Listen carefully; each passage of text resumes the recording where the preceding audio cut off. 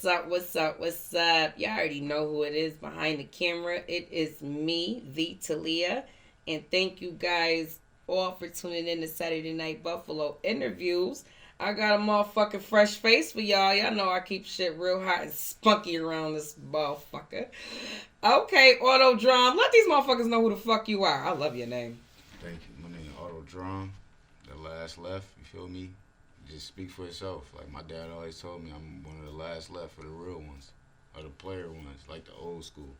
So, Okay. That's just what I'm rocking with. Listen, y'all, Otto Dram gave me a motherfucking ring-a-ding. I ain't gonna hold you. I was in the middle of going across country. He like, yo, I need on this shit. I said, I got you. So listen, Otto Dram, I'm not too familiar with you. I know if you heard in other interviews. Usually I do my research on the artist. That's usually kind of my claim to fame. And, I kind of take it from there. But I decided to do something a little bit differently today, a little bit more raw and authentic. And I kind of want to know more about you and your purpose in music and what made you say, you know what, I need a press run. I need this motherfucking. I want eyes on me. What you got going on, Otto Dram? With your drama ass?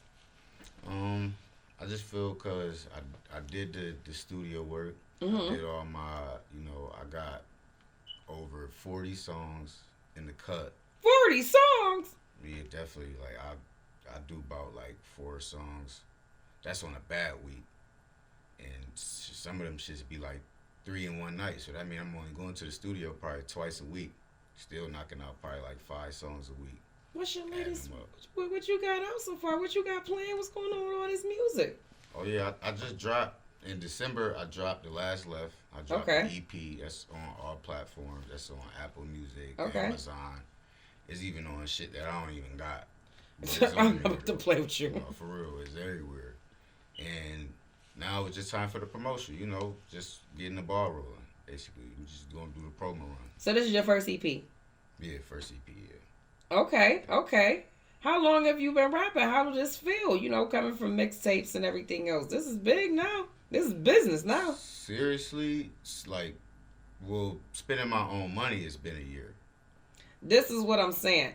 Everybody want to come on the platform and feel all established and this, that, and the other. In reality, yeah, you feel me? Y'all niggas been spending y'all own money on this shit for about a year. Yeah. How the fuck do this shit fit? This shit is a real investment, right? Yeah, it's definitely a real investment. Cause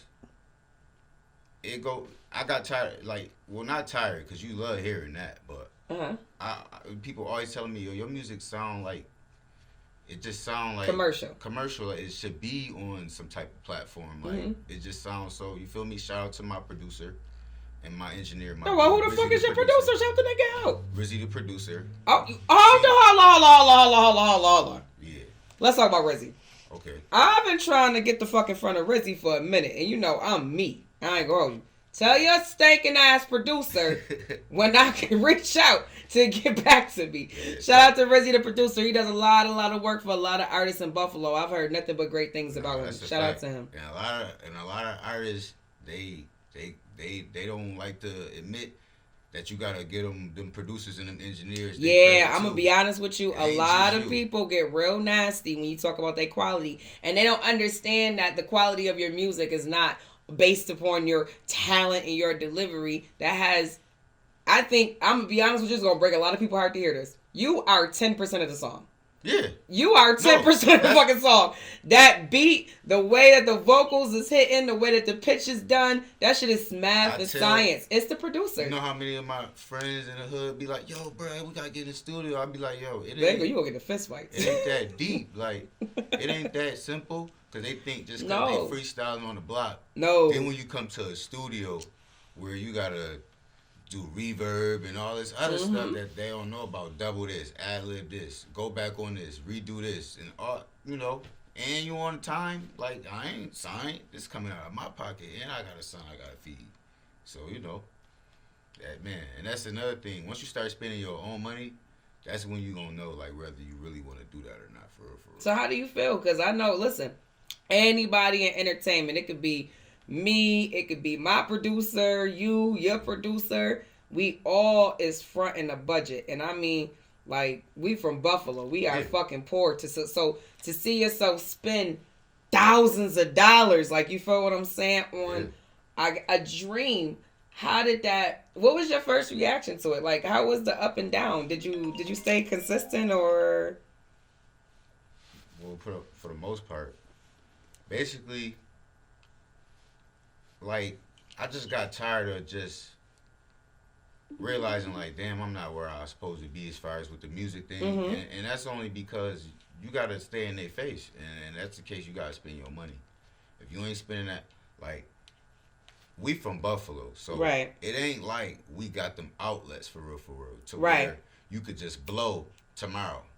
Like, we don't get internet sensations. We gotta come from the groundwork, and plus, you don't want to make it on no internet sensation shit anyway, because how long that's gonna last? For a year? Honestly, you feel me, though?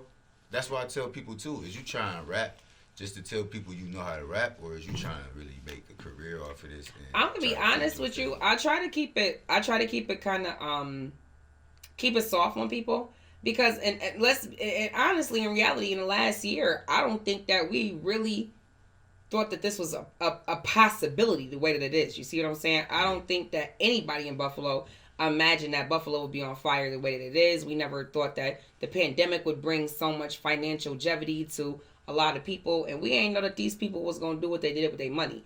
That has a lot to do with it. So, I mean, I'm very proud of Buffalo to see the initiative that was taken.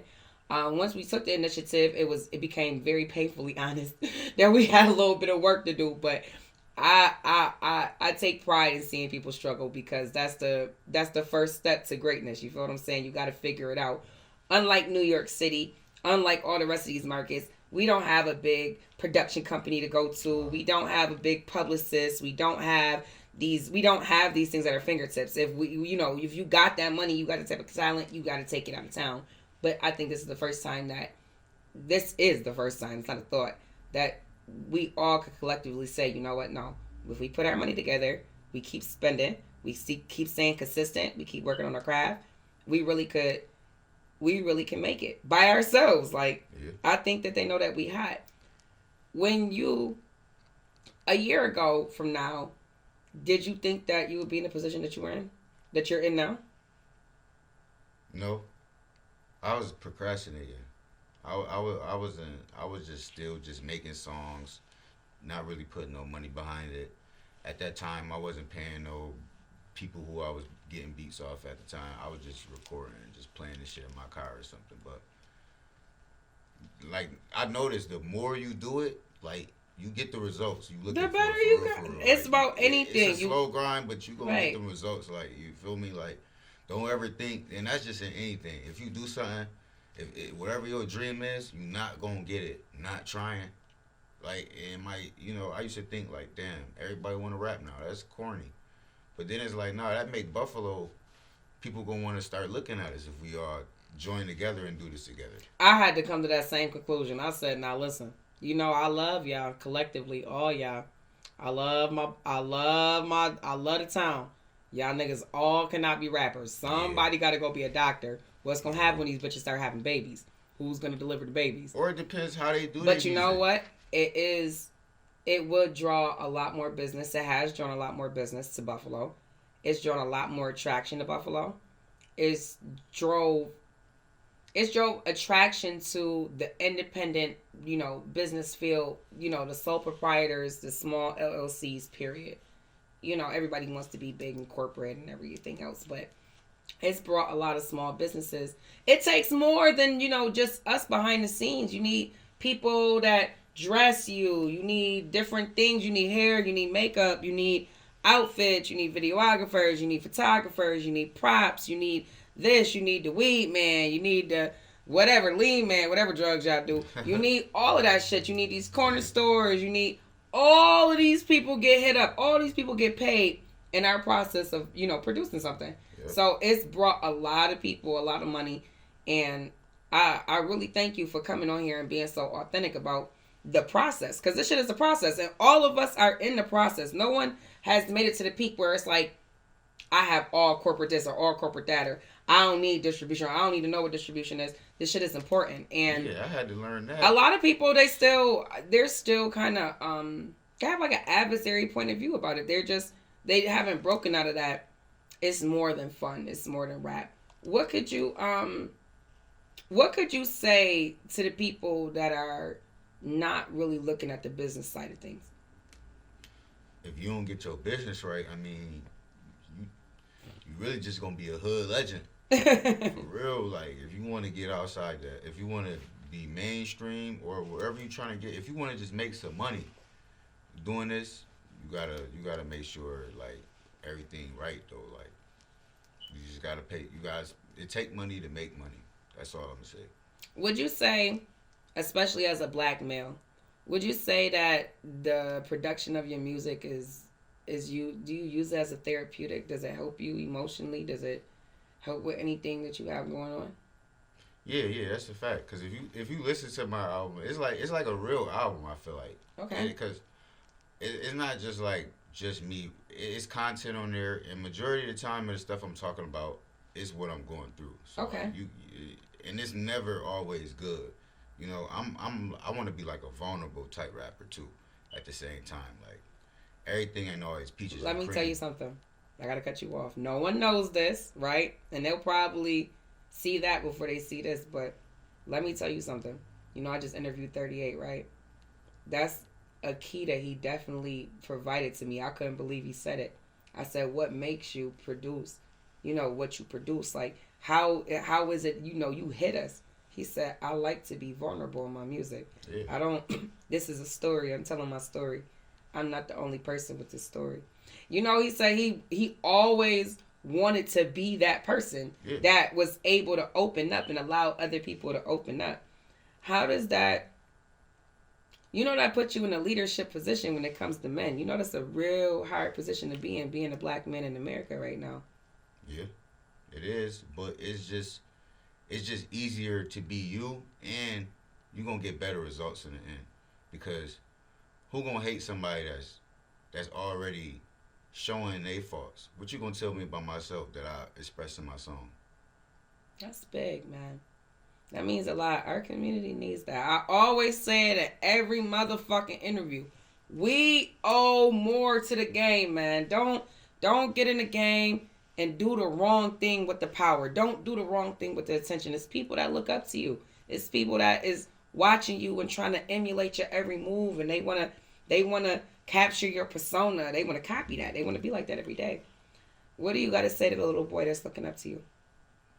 Man, I just tell them just keep going, and don't be like me. Be a better me. Be better than me. Try to be better than me, but you could take my route because I'm gonna do the grind work. How could they be better than you?